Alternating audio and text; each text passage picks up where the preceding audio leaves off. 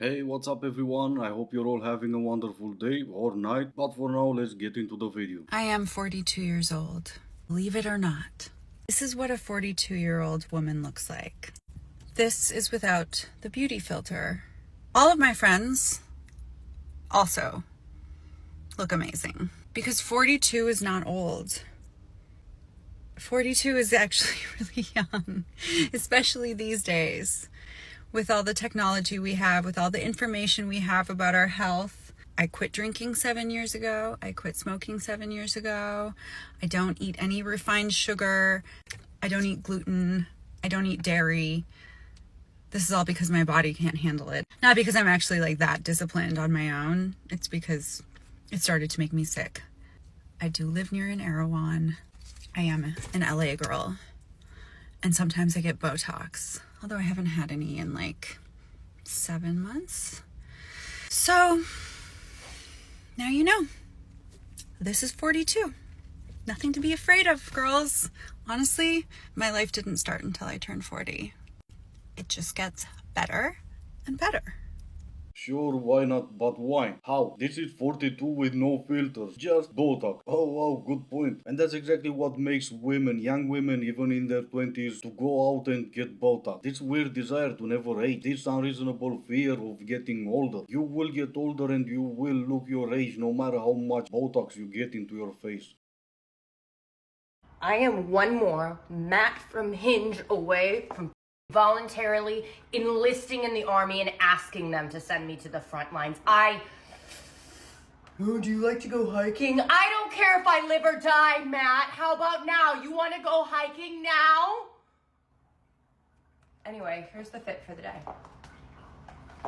Cute little...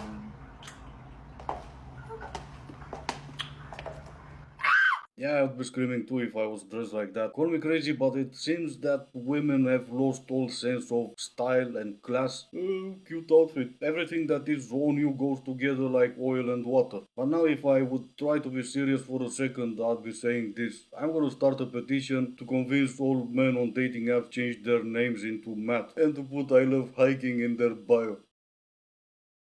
So why do men no longer come up to women? I asked this in a TikTok last week, and it got so many comments, especially from men. And I just want to preface this with, this was no shade to men, this post was no shade to men, and neither is this one. Oh, thank God, because I was getting worried that men in their audacity would answer a question that was addressed to them. But let's see if it gets any better. I was just genuinely curious and asking. I love men, I think they're awesome, and I think that they're a little confused right now. But most of their responses said something like, we were told not to go up to you guys, and we were told that you want to be left alone, and you just want your own space, and you don't want us approaching you. Which for some women, that can absolutely be true, but I love meeting people in person, and I just think that it takes a confident person to go up to someone when you see them in person, and I think it's a really cool way to meet people rather than meeting people online. Men were also saying things like they were called creeps and weirdos, and they don't want to be called that. It's not a pleasant experience. But I will say that it has to do with how you approach a woman. Like, for example, myself and my friends have had men come up to us with a really, really intense energy, like a very in-your-face energy, and they're really nervous and they're kind of scattered and they're very pushy or weird, and their energy is just off. And one of the most attractive things to a woman is emotional intelligence. Well, it didn't. I was rooting for her. I was hoping it's gonna get better, but every TikToker wants to think of themselves as being the special ones, but they're all using the same buzzwords millions before them used. Not really sure what happened with the term confidence. I guess that's no longer cool or something. But emotional intelligence doesn't mean what you think it means. But apparently men are confused about something, even though she never cared to explain how, why, in which way. Maybe she is by that much more emotionally intelligent than the rest of us peasants.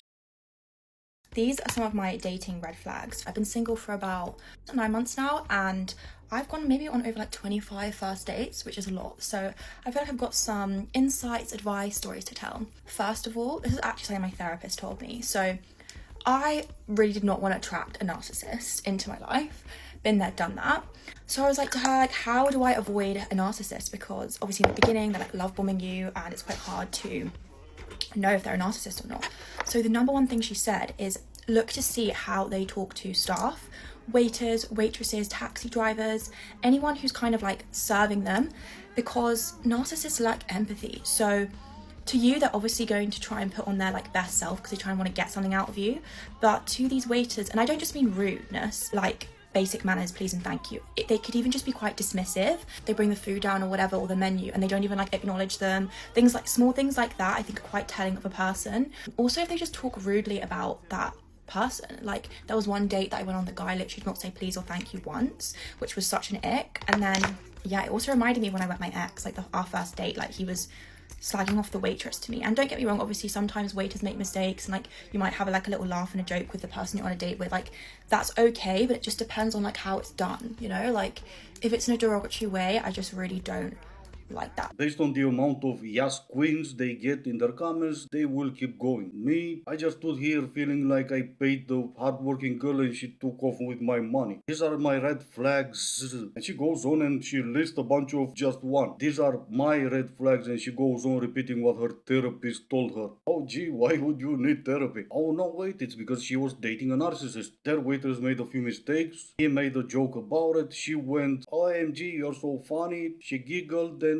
oh, yeah, he's a narcissist. Why wouldn't you take advice from someone like her?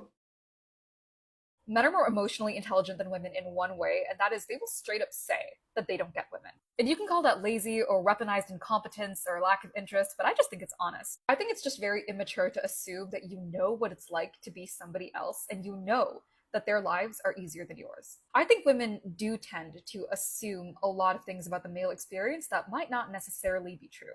The people in my life I would consider emotionally intelligent are actually the least likely to call themselves emotionally intelligent. Because like all genuinely smart people, their focus is more on what they don't know than what they do know.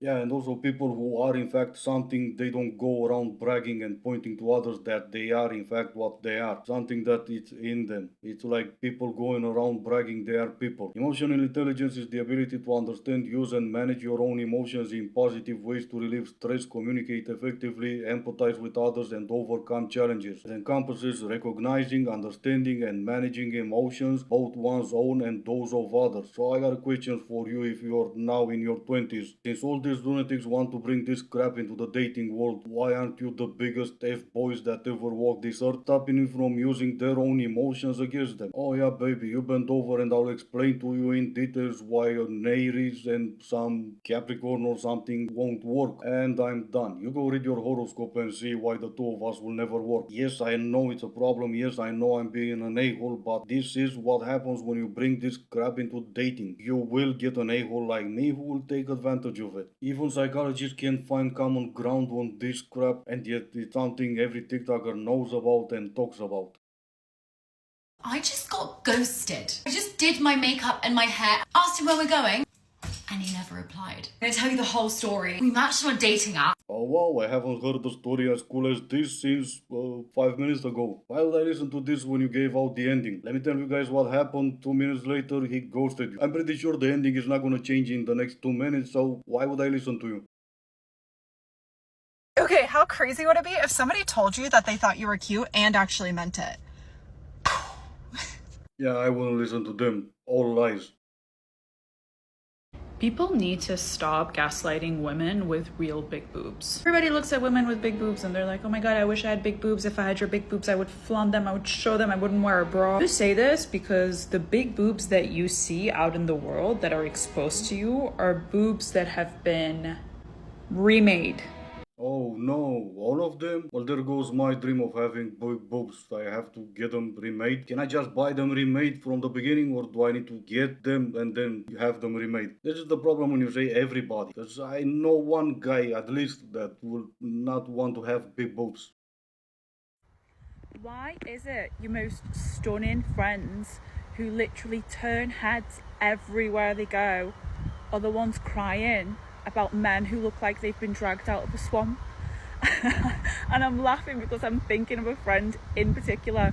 She breaks necks. Everywhere she goes, she breaks necks. Men can't turn quick enough to look at her yet she's crying over someone who gives the bare minimum. Like, no, let's stop it now. You can't stop a good day. You have more chances of stopping the Batmobile with your bare butt, but when it comes to the superhero of superheroes, there is no stopping that. Sir, have you been drinking tonight? Of course. 6 beers and 4 whiskeys.